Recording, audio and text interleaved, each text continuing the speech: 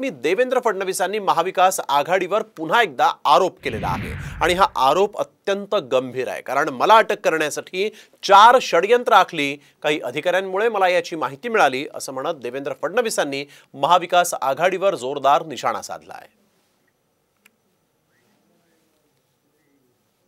एक यूएलसी का केस, urban land ceiling का केस, थाने का पुराना केस का इन्वेस्टिगेशन चल रहा था।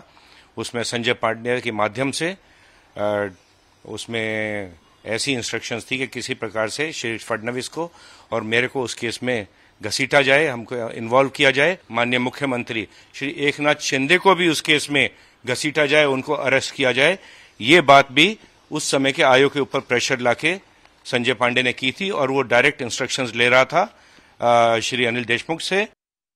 महाविकास आघाडीच्या सरकारच्या काळामध्ये मी असेल, गिरीश महाजन असेल, प्रवीण दरेकर असेल, अनेक आमचे नेते आहेत की ज्या नेत्यांना अक्षरशः जेलमध्ये टाकण्याची सुपारी ही काही अधिकाऱ्यांना दिली होती, काही अधिकाऱ्यांनी घेतली होती, परंतु ते करू शकले नाहीत। कारण अनेक चांगले अधिकारी होते की ज्यांनी त्या वेळी त्या स्तरावर अशा प्रकारच्या खोट्या केसेस करायला नकार दिला।